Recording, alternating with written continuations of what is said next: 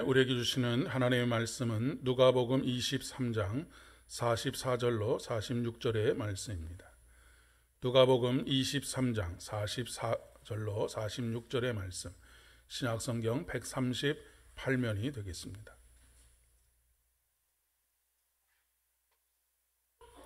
누가복음 23장 44절로 46절의 말씀입니다. 때가 제6시쯤 되어 해가 빛을 잃고 온 땅에 어둠이 임하여 제9시까지 계속하며 성소의 휘장이 한가운데가 찢어지더라. 예수께서 큰 소리로 불러 이르시되 아버지, 내 영혼을 아버지 손에 부탁하나이다 하고 이 말씀을 하신 후 숨지시니라. 아멘. 한국의 대표적인 수필가이자 철학자로서 지금은 연세대학교의 명예교수로 계시는 올해 102세가 되신 김형석 교수님이라고 하는 분이 계십니다. 이분이 2016년도에 100년을 살아보니라고 하는 제목의 책을 내셨습니다. 그리고 100세가 되던 2020년에 100세 일기라고 하는 책을 펴내셨습니다. 지금도 102세라고 하는 연세가 무색할 정도로 열정적으로 강의를 하시면서 이렇게 많은 사람들에게 인생에 대해서, 신앙에 대해서 이야기를 전해주고 계십니다. 주로 인생의 행복론에 대해서 말씀을 해주고 계신데 귀담아 들을 만한 말씀들이 많이 있는 듯 합니다. 우리 교회에도 90이 넘으신 분들이 몇 분 계시기도 하시고 70세, 80대의 연세에 계신 분들도 계시고 50대, 60대, 그리고 40대, 30대 또 어린 아이들에 이르기까지 많은 분들이 계시지요. 인생을 그렇게 살아오시면서 여러분의 인생이 무엇이라고 누군가에게 이야기하시겠습니까? 신앙생활을 5년, 10년, 20년, 30년, 40년, 50년 그 이상을 해오신 결과 신앙은 이런 것입니다 라고 이야기하실 수 있으시겠습니까? 여러분은 어떠신지 모르겠지만 저도 이제 나이가 60이 가깝고 목회도 거의 30년을 했는데 인생은 이렇게 사는 것입니다. 신앙은 이런 것입니다. 라고 이야기하는 것이 점점 자신이 없어집니다. 많은 말들로 많은 이야기들을 했던 젊은 날과는 달리 이제는 자꾸 말이 없어지고 할 수 있는 말들이 점점 줄어들어가는 것을 느끼게 됩니다. 자신만만했던 젊은 시절이 오히려 부끄럽게 느껴질 때가 있습니다. 사회에서 한 분야에서 30년을 일했으면 전문가라고 하는 평판을 들을 수도 있고 존경을 받을 수도 있겠지만 목회에 있어서만큼은 그렇지 못한 것 같습니다.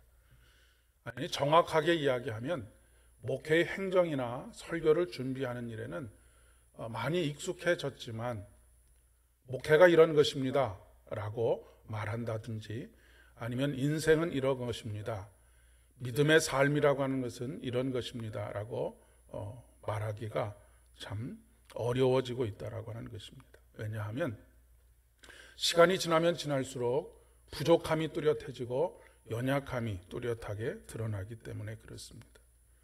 그러면서 결국 고백하게 되는 것은 기도가 아니고서는 손가락 하나 까딱거리는 것도 쉽지 않은 일이다 라고 하는 것으로 밖에 이야기할 수가 없습니다. 어제 그제 함께 살펴보았던 요한복음의 말씀 중에서 다 이루었다, 요한복음은 예수님께서 다 이루었다라고 하시는 이 말씀으로 말씀을 맺고 있습니다. 그런데 누가복음에서는 아버지여 내 영혼을 아버지 손에 맡기나이다 라고 하는 말씀으로 말씀을 하시고 예수님께서 십자가에서 돌아가셨다라고 그렇게 기록하고 있습니다. 요한복음은 구원자로서의 예수님의 모습에 초점을 맞추고 있다라고 한다면 누가복음은 한 인간으로서의 예수님께 초점을 맞추고 있다라고 이야기를 할 수가 있겠습니다. 존재론적으로 요한복음에서 다 이루었다라고 하는 것은 자기의 일을 하나님께서 계획하신 그리고 부여하신 자신의 사명을 잘 감당했다, 다 이루었다라고 하는 그런 고백이라고 한다면 누가복음에서는 한 개인 인간으로서 절대적으로 하나님께 의존할 수밖에 없는 존재로서의 자신을 고백하고 있는 것이라고 그렇게 이야기해 볼 수 있겠습니다. 예수님의 인생의 여정 속에서뿐만 아니라 십자가에서 하신 7가지 말씀 속에서 격변하는 예수님의 마음을 읽어낼 수가 있습니다. 가장 첫 번째 십자가에서 하셨던 말씀인 저들을 용서하여 주시옵소서, 저들은 자신이 하는 일이 무엇인지를 알지 못합니다 라고 용서를 간구하던 예수님께서 돌연 하나님께서 왜 자신을 버렸느냐라고 존재론적으로 그렇게 믿음이 흔들리고 깊은 존재론적인 어두움을 경험하는 그런 사건들을 보게 됩니다. 뿐만 아니라 내가 목마르다라고 하는 절규를 통해서 인간의 연약함을 노출하기도 하시죠. 그리고 마지막 말씀에서 하나님을 향한 절대적인 신뢰를 회복하고 아버지여 내 영혼을 아버지 손에 맡겨드립니다 라고 그렇게 고백하며 죽음을 맞이하고 있습니다. 그때의 상황을 오늘 말씀 44절의 말씀에 보면 때가 제6시쯤 되어 해가 빛을 잃고 온 땅에 어둠이 임하여 제9시까지 계속하며 라고 표현하고 있습니다. 해가 빛을 잃었고 온 땅이 어둠으로 가득했다라고 이야기합니다. 인생의 가장 깊은 어두움이 찾아온 것이죠. 여러분, 어두움이 찾아오면 온전히 집중할 수밖에 없는 것은 바로 곁에서 우리를 강하고 큰 손으로 붙잡고 함께 동행하여 주시는 하나님밖에, 그 손을 더욱더 꽉 잡는 것밖에 다른 방법이 없는 것을 보게 됩니다. 어둠이 짙어지면 짙어질수록 그렇습니다. 모든 감각이 그분을 붙잡은 손에 집중되게 되어져 있는 것이죠. 이렇게 한번 생각해 보시면 좋을 것 같습니다. 시각장애인들이 바깥으로 활동하기 위해서는 반드시 반려견과 함께 나가지 않습니까? 참 대단한 용기인 것 같습니다. 거기에 자기의 모든 안전을 맡기는 것 아닙니까? 어찌 보면 우리들보다 더 믿음이 좋은 것이 아닌가 싶은 생각이 들 때가 있습니다. 우리는 세상을 창조하신 하나님께 대해서도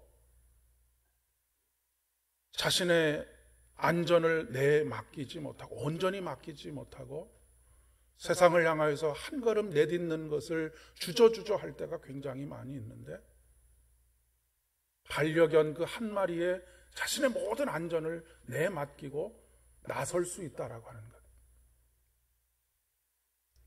그리고 모든 촉각은 자기가 붙잡은 그 줄, 거기 하나에 모든 감각이 다 집중되게 되는 것이죠. 저는 신앙의 삶이라고 하는 것이 바로 이러한 것이라고 생각합니다.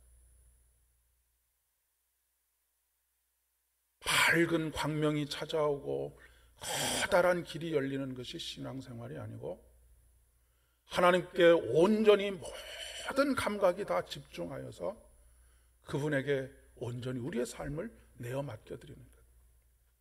우리의 안전과 우리의 생명과 우리의 모든 것을 내어 맡겨드리는 것. 온전히 그분에게만 집중하는 것. 이것이 신앙생활이라고 그렇게 믿습니다. 사단은 그렇기 때문에 우리들을 너무나 바쁜 인생으로 이끌어 가려고 애를 쓰고 생각이 분산되게 하고 감각이 분산되게 하는 일에 열중입니다.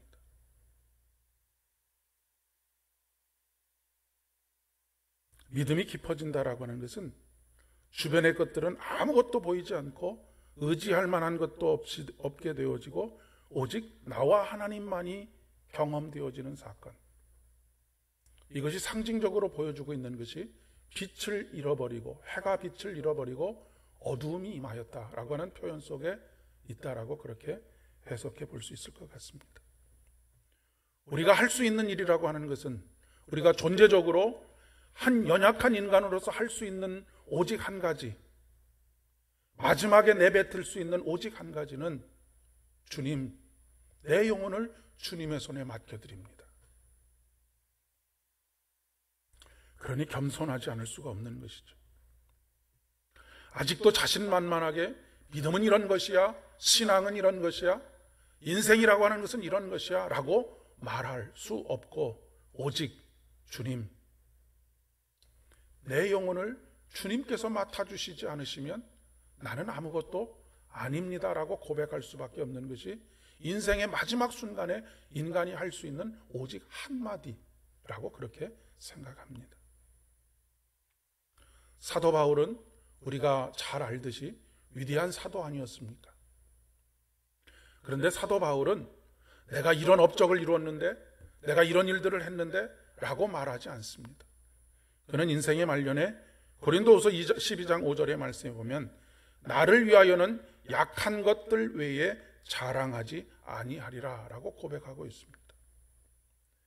내 능력은 내가 연약한 데서 온전하여 짐이라고 또한 고백하고 있습니다. 세상은 강해지라고 말하고 강한 자만이 살아남는다라고 말하지만 믿음의 세계는 그렇지 않습니다. 내가 얼마나 능력 있는 사람인지를 드러내고 내가 얼마나 많은 일들을 한 사람인지를 드러내는 것이 아니라 내가 얼마나 무능한데 하나님께서 이런 나를 통해서 일하셨다라고 하는 것을 자랑하는 것이 믿음의 삶이라고 하는 것이죠.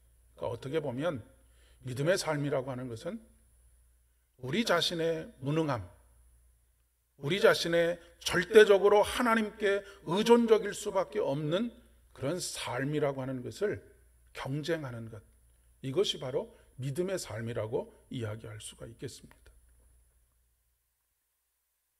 그래서 사도 바울은 결론처럼 이렇게 고백하고 있는 것이죠. 나의 나된 것은 하나님의 은혜입니다. 은혜를 빼면 나는 아무것도 아닙니다. 그때 일어난 일이 무엇이냐면 휘장이 위에서 아래로 찢어지는 사건이 일어나게 됩니다. 막힌 담이 허물어진 것이고 진정한 연합이, 하나됨이 일어난 것이죠. 그것은 하나님과 인간 사이에 막힌 담을 허무시는 예수님의 사역인 것과 동시에 인간 예수님이 하나님과 온전한 하나됨을 경험하는 사건이라고 이야기할 수 있습니다. 하나님의 영광이 우리 예수님의 영광이 되는 사건인 것이죠. 우리 하나님이 아니면 아무것도 선택할 수도 없고 결정할 수도 없는 그런 무능한 분들이 되실 수 있기를 진심으로 축복합니다. 그냥 그 자체로 무능하신 분들이 아니고 하나님 없이는 아무것도 선택할 수도 없고 결정할 수도 없는 무능한 삶. 우리 하나님 아니고서는 단 한 걸음도 앞을 향하여 내디딜 수 없는 삶.